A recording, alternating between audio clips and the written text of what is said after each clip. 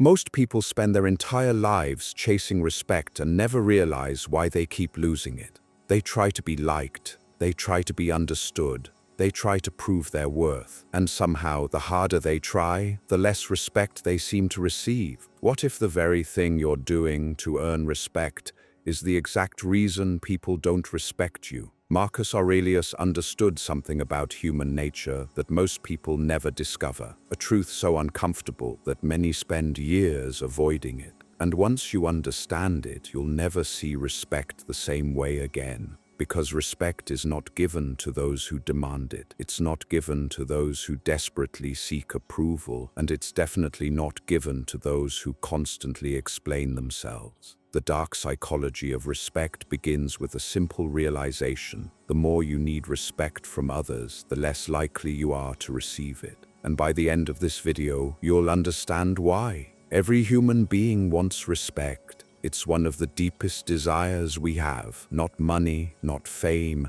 not status. Respect. Because respect feels like proof that we matter, that we're valuable, that we're seen. But this desire creates a dangerous trap. Most people unknowingly hand over control of their emotional state to everyone around them. One rude comment ruins their day. One ignored message creates anxiety. One moment of rejection sends them spiraling into self-doubt. Their entire sense of self becomes dependent on external validation, and this is where suffering begins. The Stoics warned about this nearly 2,000 years ago. Yet today, in a world dominated by likes, followers, comments, and constant comparison, the problem has become worse than ever. Most people are addicted to approval, and addictions always create weakness. But there's a deeper reason this happens, a reason most people never consider. And once you see it, you'll understand why certain people command respect without ever asking for it. Here's the uncomfortable truth. People can sense neediness, not consciously, psychologically, emotionally. They feel it. When someone desperately wants approval, validation, acceptance, or recognition, it subtly changes their behavior. They become hesitant, they avoid conflict, they hide their real opinions, they tolerate disrespect, they say yes when they want to say no. And over time, others begin treating them accordingly, not because people are evil, because human beings instinctively respond to strength and weakness. Epictetus taught that no person is free if they are not master of themselves. Think about that. If your mood depends on how others treat you, who is really in control? You or them? The moment another person's opinion determines your peace of mind, they possess power over you, and people can feel that power. This is the hidden psychology behind respect. Respect often follows independence, not dependence. The less emotionally dependent you become on others, the more respect you naturally command. But there's another layer most people miss, a layer Marcus Aurelius understood deeply. Imagine two people entering the same room. The first person desperately hopes everyone likes them. They're monitoring reactions, reading faces, adjusting their behavior, trying to impress, trying to fit in, trying not to offend anyone. The second person walks in differently. They're polite, respectful, calm, but they aren't seeking approval. They're comfortable being misunderstood, comfortable disagreeing, comfortable standing alone if necessary. Who commands more respect? The answer is obvious, and yet most people spend their lives behaving like the first person. Marcus Aurelius wrote, "You have power over your mind, not outside events." Most people reverse this completely. They try controlling other people's opinions, other people's perceptions, other people's reactions, an impossible task. And the more they try, the weaker they appear. Because confidence is not convincing others. Confidence is no longer needing to. This changes everything. But before we go further, there's a mistake people often make when they hear this idea. and it destroys relationships, careers, and opportunities. Some people here stop seeking approval and become arrogant, cold, detached, dismissive. They confuse self-respect with ego. Stoicism never teaches arrogance.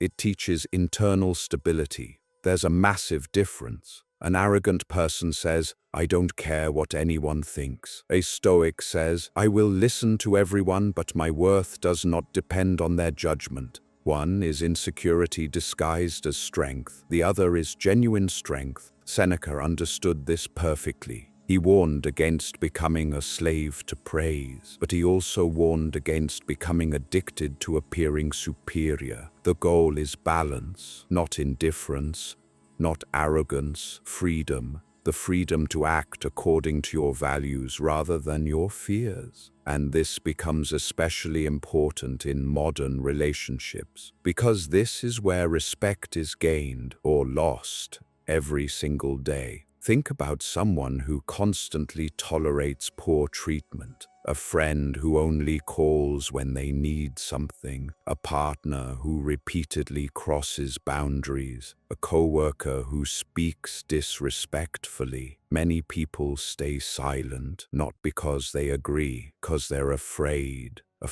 of conflict, afraid of rejection, afraid of losing the relationship. But every time they betray their own standards to avoid discomfort, something happens internally. They lose respect for themselves. And once self-respect begins to erode, others often follow. The Stoics believed virtue was more valuable than popularity, more valuable than acceptance, more valuable than comfort, because a person who abandons their principles to gain approval eventually loses both. They lose their integrity, and they still don't receive the respect they were chasing. This is one of life's cruel ironies. The people who need respect most desperately often repel it, while those who focus on character naturally attract it. And this leads us to perhaps the most powerful lesson of all. Real respect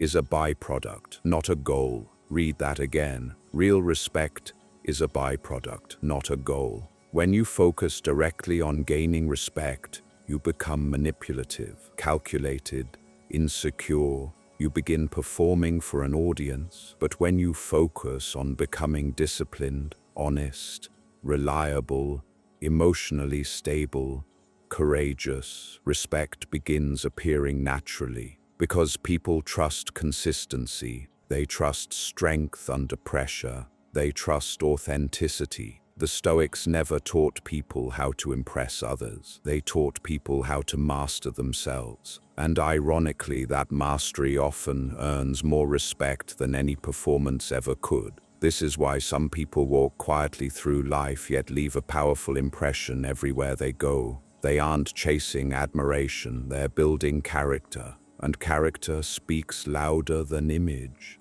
But there is one final insight that ties everything together, and it may be the most important lesson in this entire video. One day, everyone will misunderstand you, everyone will criticize you, everyone will disappoint you, or leave, or judge you unfairly, not because you're flawed, because you're human. And so are they. The Stoics accepted this reality instead of fighting it. They understood that trying to control people's perceptions is like trying to control the weather. You can spend your life exhausting yourself, or you can focus on the only thing truly within your power: your own mind, your own actions, your own character. This is where true respect begins, not with others, with yourself. Because the moment you genuinely respect yourself, something remarkable happens. You stop begging for respect from everyone else. You stop explaining yourself to people committed to misunderstanding you. You stop sacrificing your peace to win approval. And paradoxically, that is often the moment others begin respecting you more. Not because you demanded it, not because you forced it, because they can sense that your value no longer depends on their permission. Marcus Aurelius understood this. Seneca understood this. Epictetus understood this. And now you do too. The dark psychology of respect is simple. The less you need it, the more powerful you become. And the moment you stop chasing respect, you finally become worthy of it.